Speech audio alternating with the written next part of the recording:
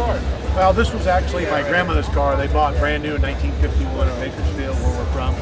And so my mother, quite a few years ago, gave it to me as long as I didn't cut it up. That was a rule we had to have.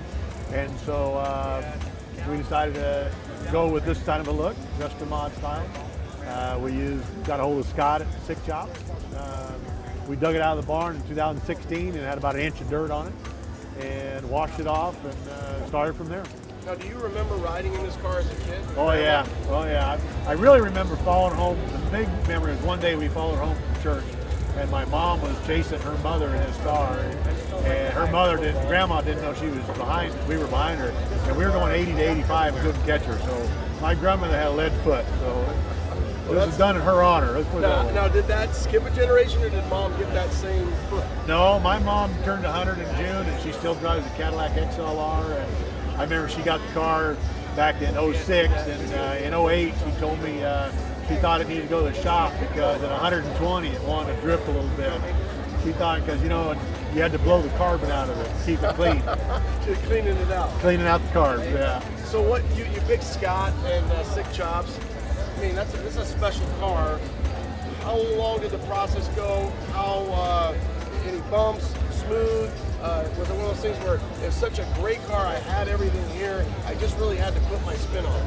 Well, what we wound up doing is Scott had done a couple cars for a friend of mine, and he set me up, and I met Scott at the Grand National Show in 2017, January, and we hit it off, and I told him what I had my pictures, never met him before. We yacked for about an hour and went through everything, and we were both on the same page right off the bat of not leaving all the bumps and bells on it, and then just make the car what it should have been in 2018, but make it look like a 1951. So that's where we started, and then it was debuted in the January 2019 Roadster Shop, or Grand National Show. Isn't it cool how you can, in today's world, we could take old metal and just the beauty of it and make it even better with certain modifications. Speaking of modifications, you got an LS in there, but it does not look like an LS.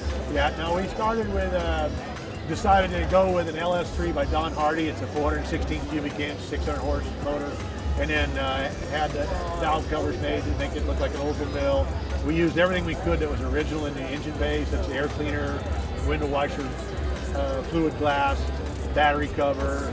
So we even pulled some Oldsmobile guys to come up to it, and we stacked the coils in the back, made it look like a distributor. So it's got a good look to it. It's kind of the ultimate sleeper, really, right? It looks so classy, but yet underneath, she's got a little fire. Yeah, and then we decided to go with Roadster Shop chassis. They make a great chassis. Probably the best bang for the buck we did was Jeremy. Scott and I, we talked about it, and we went with an independent rear suspension. And we just got done doing 5,500 miles in this car over the last 4 or 5 months, and one trip to Dallas. And I mean, it cruises at 80, 85. It loves the 80 mile an hour sweet spot, and it really is a good cruiser. That independent rear suspension is great. And so now that you've shaken it down, literally 5,000 miles, the adjustability, the way that it rides, the way that it handles, compared to old school, I mean, are you just like, I cannot wait to drive this thing? Well, the story goes, I got a Z06 sitting in the garage. I've actually got it for sale because I'd rather drive this than a 2016 Z06. So that kind of gives you the credit of what this car can do. I guess the final question is, has Mom been in the car and driven the car? She hasn't drove it yet, but I took her to the coast where we live. There used to be a route we always took as kids to the coast. So I took her in April. We went over and gave her one of the first rides, ran over the coast. What does she think? Oh, she loves it. But it's funny, she hadn't seen the car, and she was just emotional, thought we did a great job. She sits behind it and says, "You changed the steering wheel."